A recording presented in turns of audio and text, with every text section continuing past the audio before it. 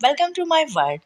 जी हाँ, तो कल मियाँ मोहम्मद नवाज शरीफ साहब की वापसी हो गई और एक अच्छा सा, बहुत ही अच्छा सा जलसा भी उन्होंने किया। अक्सर 99% लोग जो थे वो मुझसे बहस करते थे कि मियाँ साहब जो है वो एंड टाइम पे भी इनकी आमद जो है उसको डिले कर दिया जाएगा, लेकिन ऐसा कुछ नहीं हुआ।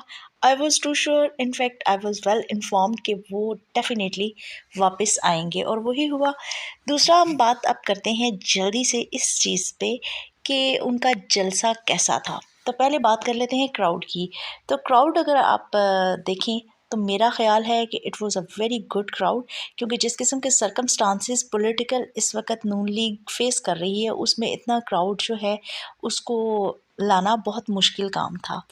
महंगाई बहुत ज़्यादा हुई है, बहुत ज़्यादा पेट्रोल के रेट्स बढ़े हैं, बहुत ज़्यादा इलेक्ट्रिसिटी के रेट्स बढ़े हैं और खुर्दो नोश की चीज़ों में भी बहुत ज़्यादा इजाफ़ा हुआ है कीमतों में। तो मुल्की इकनॉमिकल जो हालात हैं और मामलात चल रहे हैं वो इतने ज़्यादा संगीन है, जबकि पास्ट में शहबाज शरीफ साहब की गवर्नमेंट भी अच्छा खासा टाइम गुजार के गई है, तो बहुत मुश्किल था इतने क्राउड को एंगेज करना। तो इतना क्राउड मैनेज करना बहुत बड़ी बात थी और अच्छा ज़बरदस्त क्राउड था। अब बात करते हैं कि क्राउड की मियाँ साहब की स्पीच की तरफ एंगेजमेंट क्या थी। तो 58 मिनट्स कैसे गुजरे इसका किसी को पता ही नहीं चला। 58 मिनट की उन्होंने स्पीच डिलीवर की और बहुत ही अच्छी स्पीच थी, जबकि हम सब जानते हैं कि मियाँ साहब बहुत अच्छे ओरेटर नहीं हैं। He is not like Imran Khan, जिसे क्राउड की मेंटालिटी का पता है, वो जानता है बहुत अच्छे तरीके से, सॉरी टू से, कि पाकिस्तान की आवाम क्या सुनना चाहती है। इनको चुटकुले पसंद है, चीप बात पसंद है, गाली पसंद है। वो इन सारी चीज़ों को अच्छे तरीके से यूज़ करके जलसे में लोगों को एंगेज रखना, उनको अपने साथ लेकर चलना और उनको एंटरटेन करना बहुत अच्छे से जानता है। नो डाउट वो बहुत अच्छा क्राउड पुलर ही नहीं है, बल्कि वो क्राउड को बिठा के रखने वाला भी है। तो वो जो भी स्पीच डिलीवर करता है वो वही डिलीवर करता है जो लोग सुनना चाह रहे होते हैं, यानी कि चीप बात। आप अगर सुनना चाह रहे हैं तो वो आपको सुनाता है। लेकिन मियाँ साहब जो है उनकी स्पीच के अगर कंटेंट की बात करें तो दैट वाज वेरी गुड। वो कभी कोई चीप बात नहीं करते, ये हम सब जानते हैं। और उन्होंने कल जो स्पीच डिलीवर की उसमें सबसे अच्छा तो ये लगा कि वो बहुत ही प्यार से बात कर रहे थे और अपने लोगों से इतने टाइम के बाद उन्होंने 6 साल के बाद कोई स्पीच जो है वो डिलीवर की है। तो मुश्किल काम होता है, लेकिन ही वॉज़ वेरी इजी और उनका एनर्जी लेवल बहुत अच्छा था। हालांकि काफ़ी सफ़र करके और काफ़ी हेक्टिक होता है इतना सफ़र करने के बाद फौरी तौर पे स्पीच डिलीवर करना, तो बहुत उनके हवाले से बहुत अच्छी स्पीच थी। उन्होंने अपनी स्पीच में बहुत ही जो अच्छी 3-4 बातें की। उनमें सबसे अच्छी बात तो ये थी कि उन्होंने कहा कि जब भी हम पावर में आए तो हम अपने हमसायों के साथ जो है ताल्लुकात अच्छे करने की कोशिश करेंगे, उनके साथ डायलॉग करेंगे। तो मेरा अपना पर्सनल भी ये था कि मुझे पता है इस चीज़ का कि वो जब भी गवर्नमेंट में आएंगे सबसे पहले वो इंडिया में डेफिनेटली अगर वो पीएम बनते हैं तो उस वक़्त उधर मोदी के चांसेस ज़्यादा हैं, तो मोदी वहाँ पे होंगे, डायलॉग ज़रूर करेंगे और ट्रेड करने की कोशिश करेंगे। ट्रेडिंग जो है उसको बहाल करने की कोशिश करेंगे इंडिया और पाकिस्तान के दरमियान।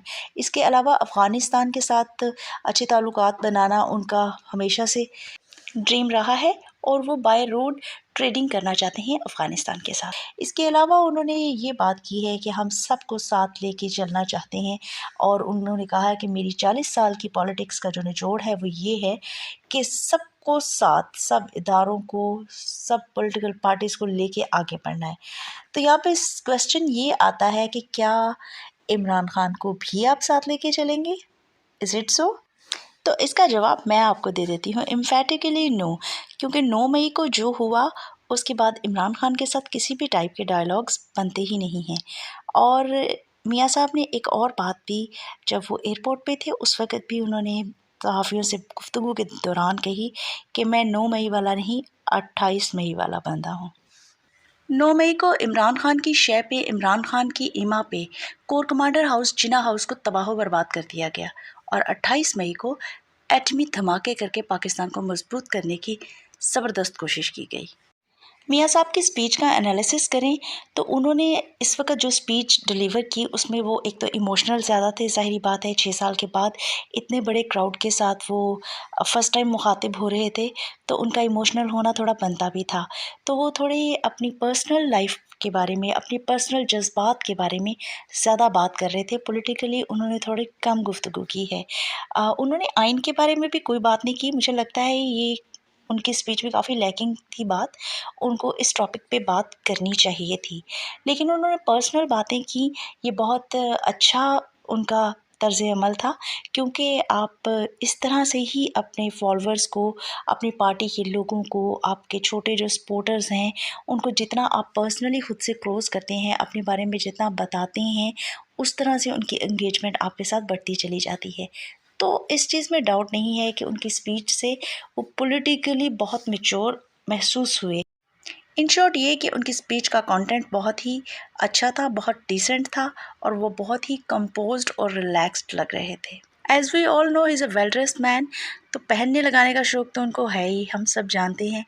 अच्छा कंट्रास्ट पहना हुआ था उन्होंने लाइट और डार्क ब्लू का, और साथ में उनका जो मफलर है वो बहुत ही कॉम्प्लीमेंट कर रहा था। ओवरऑल उनकी अपीयरेंस हर हवाले से बहुत अच्छी थी। जहाँ तक कि क्राउड की तादाद की बात करते हैं तो क्राउड के तादाद के बारे में मुख्तलिफ़ लोगों की मुख्तलिफ़ राय है। कुछ लोग तो इसी कंपैरिज़न में पड़े हुए हैं कि वो बीबी जब आई थी तो उनका ज़्यादा बड़ा था, इमरान खान का 30 अक्टूबर का बड़ा था।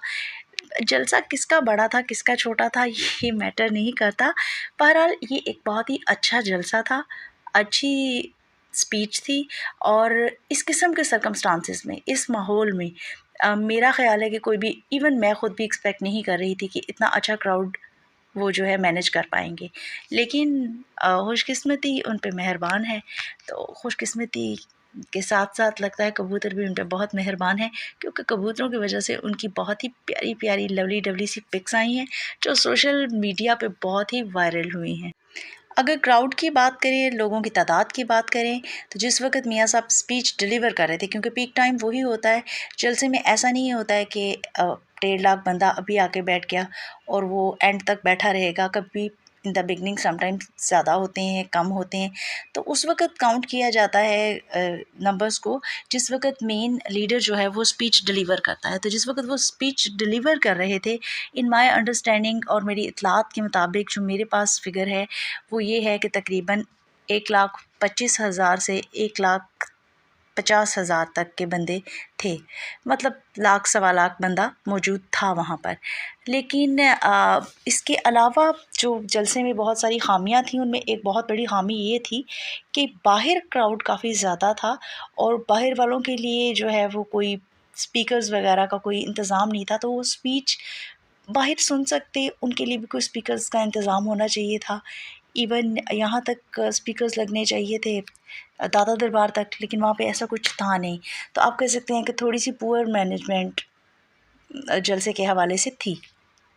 अब बात करते हैं बड़े न्यूट्रल होके कि इमरान खान का जलसा 30 अक्टूबर वाला वो बड़ा था या मियाँ साहब का। तो ऑब्वियसली न्यूट्रल होके बात करें तो वो जलसा इनके जलसे से बड़ा था।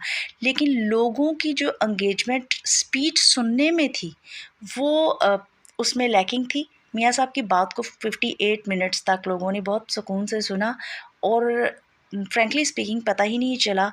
अगर आप खुद भी उनकी स्पीच सुने तो न्यूट्रल होके सोचें, थोड़ा सा बायस ना हो, तो आपको फील होगा कि 58 मिनट्स ऐसे गुजर गए जैसे 58 सेकंड्स होते हैं। अगर आप ये पूछें कि आज ही अगर इमरान खान को बाहर ले आया जाए और वो अगर मीनार पाकिस्तान पे इसी तरह से कोई जलसा करें, तो क्या वो इससे बड़ा जलसा कर सकते हैं?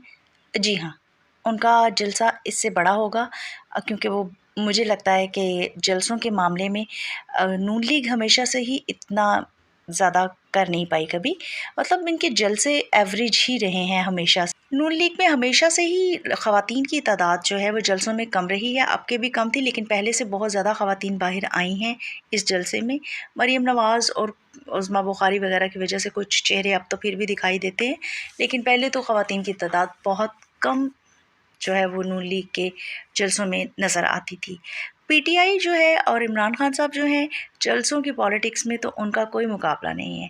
तो जलसे करने की जहाँ पे बात आएगी तो इमरान खान साहब को ना सिर्फ़ कि वो अच्छे क्राउड पुलर हैं, बल्कि वो क्राउड को एंगेज रखना, उनको एंटरटेन करना बहुत अच्छे से जानते हैं। इसमें 2 डिफरेंसेस हैं।